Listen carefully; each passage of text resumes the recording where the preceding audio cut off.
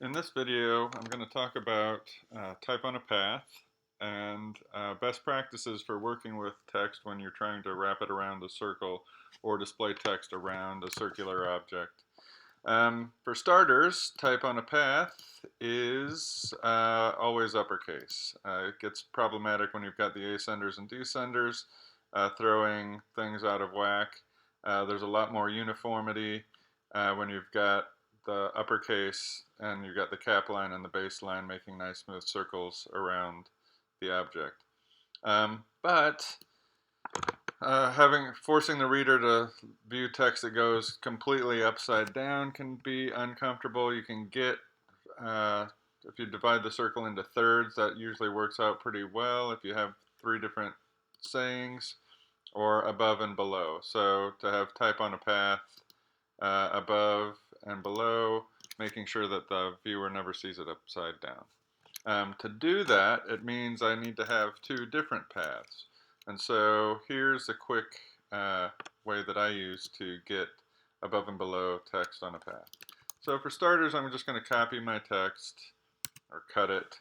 And then in the type tools, I want to make sure I'm using the type on a path tool. And then I can click on, I've got a circle here.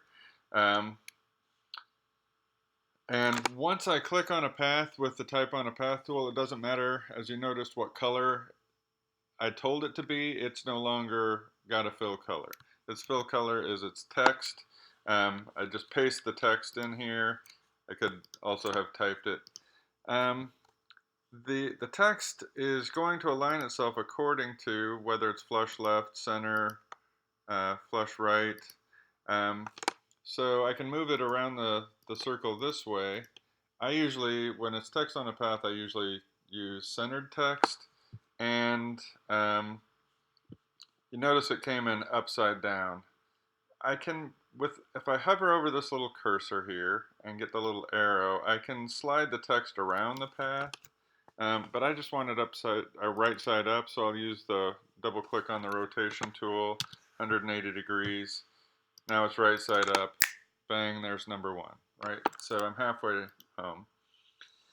The next step is to copy that path that I already have. So I'll just go to Object, Edit, Copy, and then I'm going to paste in place. So I'm going to edit paste in place, or it could be paste in front too. And now I don't really see any difference, but if I click and drag here, you notice I have two identical paths, one over top of the other. So with the new path, I can double click, rotate it again, and it is, now I've got one path above and one below. And now with the new path, or the new text, I'm going to change it to, so I just double click on that path, sorry, moving quickly here. So even if I select this, if I double click on that text, I usually get a cursor and I can highlight it and type in, but it requires some care. But notice it's still going upside down. So if I click on this little cursor and I pull inside, it's a little wonky sometimes. If I pull inside that circle, now I've got text inside. But notice, if I look at this in outline mode, there's only, because the path I started with and the path, my second path, are the same size, the text inside the path and the text outside the path obviously are not lining up. So what works for me is to take that second path, and I'm in outline mode, which is under View, Outline, Command Y, and then when you're in outline mode, Command Y will take you back. It just toggles. If I go to Command Y with that new line, and I'm going to hold Shift Option Command Shift Option, and that's going to scale the text out from the center. And now, even though, so I've scaled up my circle to the point where the new circle is going along the top of the text. If I use the eyedropper tool to just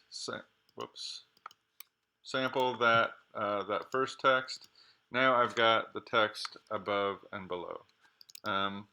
You might choose with the new text to space some things in, or maybe there's some dividers to help separate the messages, but basically there is type on a path above and below, and once we've got it, I now can make a smiley face, but that's working with symbols, and that is a entirely different demonstration.